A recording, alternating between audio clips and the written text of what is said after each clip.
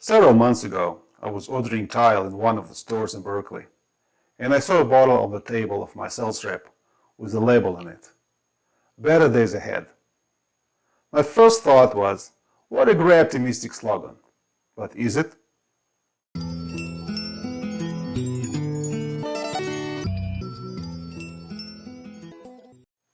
Hi, I'm Dmitry Doronkin, and this is Thoughts Out Loud.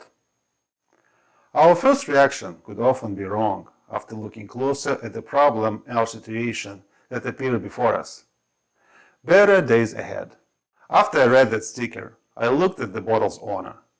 She was a nice, good-looking young woman. And I thought to myself, she probably has a hard time if she has to remind herself that it doesn't matter how hard it is today, tomorrow will be better. And then I thought how often we are using all kinds of optimistic slogans and sayings that on the surface is supposed to help us with our everyday struggle. But, in fact, are spiritual patches we are trying to apply on our emotional wounds. Better days ahead. What do people usually mean when they are saying it? That today is hard. Today I am unhappy. Today I am upset. Today I am unwell. But someday in the future I will be better. It is a projection of our well-being and happiness to the future that's supposed to help us overcome our everyday struggles. Slogans like this are widely accepted and promoted in our society. And for someone, they could be helpful to go by their miserable days. But eventually, they will fail and fall off, like bandages from the wounds that became too big. Better days ahead. This notion is false narrative that you are using to project your happiness to the future that could never happen. And not just that, it is an attempt to withdraw yourself from your current situation. Perhaps you're running away from your emotional condition. It is like you're taking a pill and still trying to move on with your everyday life, rather than seriously look at yourself, address the issues, whatever they are. True happiness could be found only in the now, in the present moment. Yes, you can make yourself feel better when you mentally transfer yourself to the past to remember happy memories, or fantasize about what will happen to you in the future. It could help you to go through your day, but it cannot really improve the quality of your everyday life. Better days ahead. Let me tell you a story. 6 months ago, my wife and I decided to travel and spend several days in Portland, Oregon. We have never been there before, and we were both excited about that trip. We made all reservations way in advance, carefully planning that vacation. But it started altogether not how we anticipated. Our flight was delayed for a few hours, and then for another few, and then for another. By the time we landed in Portland Airport, it was almost 11 p.m. We're supposed to be there at 3. And then we find out that our rental car company wasn't located in the airport.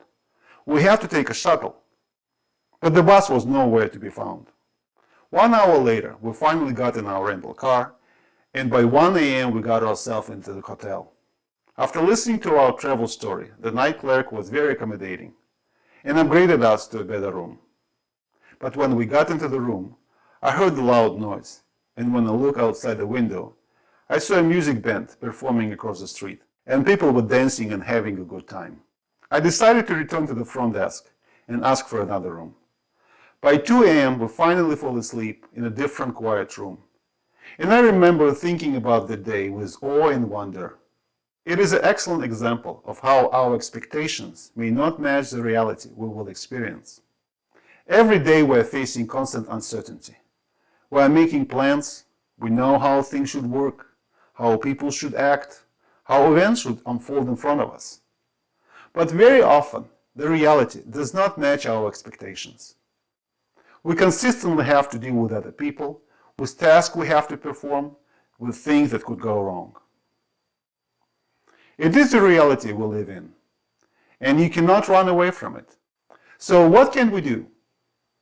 Of course, we can cheer up ourselves with empty promises such as better days ahead, but there are other ways to deal with it. First, you have to look at yourself. What is your emotional state?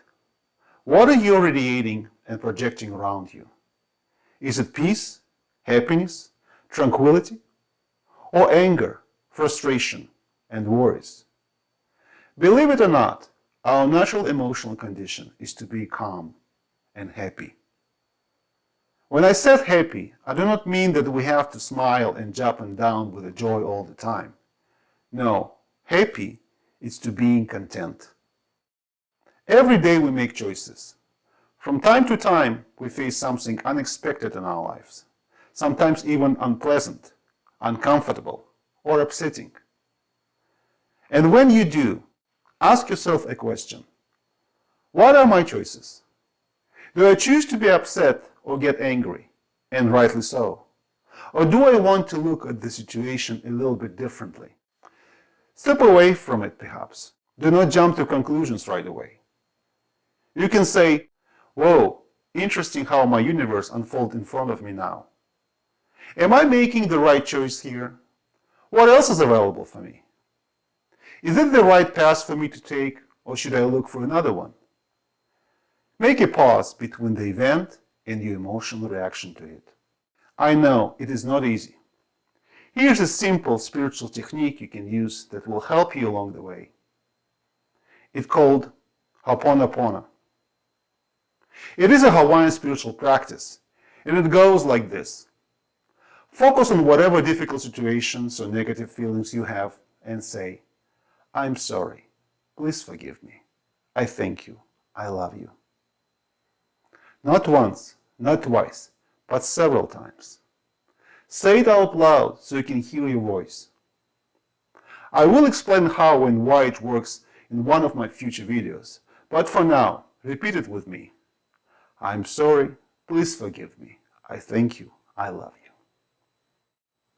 I'm sure if you will be honest with yourself and open to new possibilities, the reality that you are living in will adjust itself and allow you to overcome your current obstacles so you can move forward with ease and happiness. Better days ahead. Oh, I'm absolutely sure they are. That is why I do not need to remind myself about it. But there will be tough days ahead too. But I'm not afraid or worried about them either. Remember, I'm sorry, please forgive me. I thank you, I love you. Thank you for spending several minutes of your precious time with me. If you like this video, please press the magic like button and consider subscribing to my channel. And if you already have done it, please leave a comment. I'd love to hear your opinion. And I will see you next time. God bless.